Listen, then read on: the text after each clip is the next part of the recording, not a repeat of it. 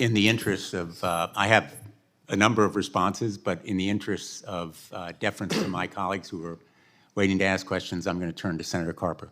Yeah. Mr. Chairman, thanks so much for bringing us together here today. Mr. Dunn, Mr. Price, it's good to see you. Thank you for your time and for your input. As the former chairman of the committee, this committee, Homeland Security Committee, and as actually the ranking member of this subcommittee that's gathered here today, I hope that this is the first of a number of hearings that will provide our colleagues an opportunity to work together on a range of issues that will benefit the American people. Mr. Dunn, Mr. Price, again, we thank you for joining us in an effort to shine some light on a topic that's generated a whole lot of interest. And not just from Congress, but from sports fans and concerned citizens here at home and probably beyond our borders. The proposed framework agreement between the PGA Tour and Saudi-based public investment fund is a complex issue that will likely impact the game of professional golf for a long time, maybe decades to come, and may set a precedent for other sports professional leagues here in the United States. I'm aware that there are probably more questions than answers at this early stage, but I'm glad that we have an opportunity to start asking them today.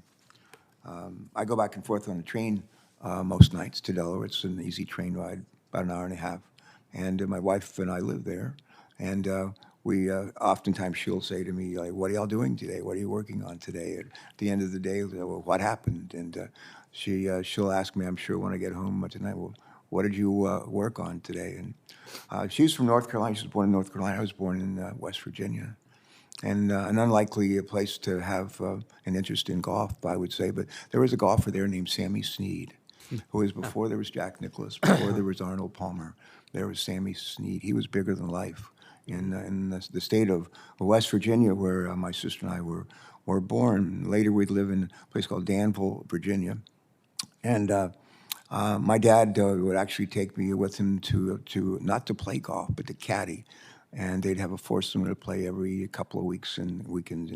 And I would get to caddy and make a few dollars. And one day, one of the foursome didn't show up. And my dad said, "How would you like to play golf?" I was like 12 years old. And I got to use his clubs. They were, when I stood beside the golf clubs, they were as tall as me. And he made me count every stroke. I shot that day at 214.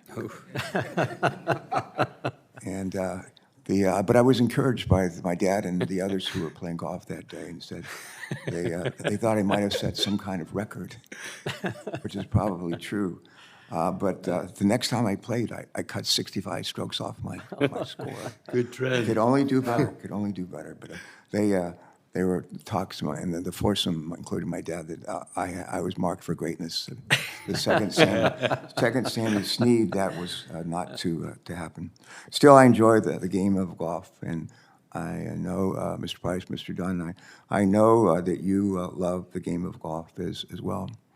I think that you and the PGA Tour can be proud of the values of the tour and the charitable mission of the tour. And in your testimony, I think you both state that the PGA Tour has contributed millions of dollars to charities local where tournaments are played, including in Wilmington, Delaware, which hosted just last year the B&W Championship. And on the LPGA side, we hosted for many years the ladies PGA Championship in Delaware, and raised a whole lot of money for a very good cause there in our state too.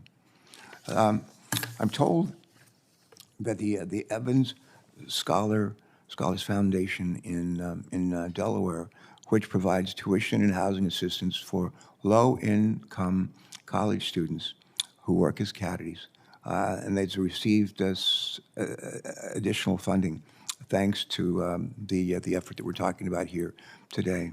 And I am grateful for the support that your organization has lent to our state and to countless others. Having said that, let me just say I'm concerned, as I'm sure you are too, that Saudi Arabia's human rights record runs counter to the tour's stated values of inclusion and respect.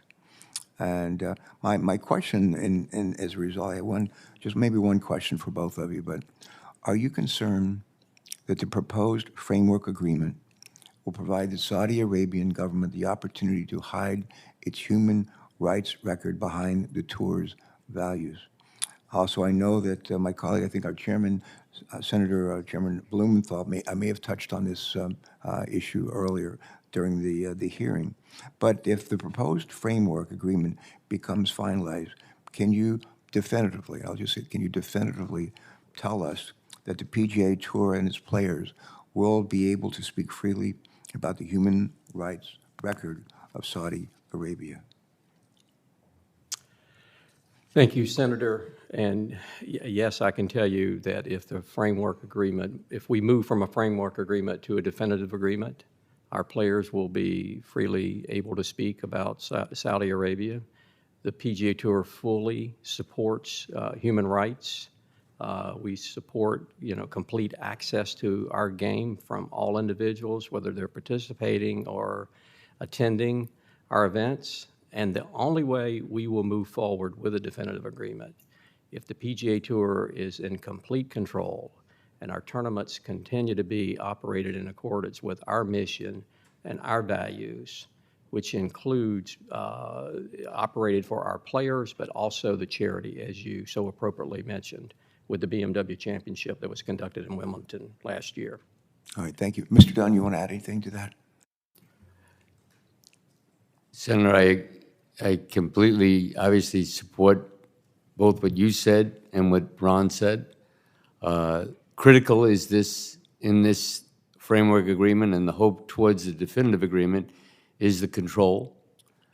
And we absolutely agree with what you said, and we wouldn't go ahead with, I mean, it's not going to get any support without it. All right, thank you both. My time's expired. Thank you.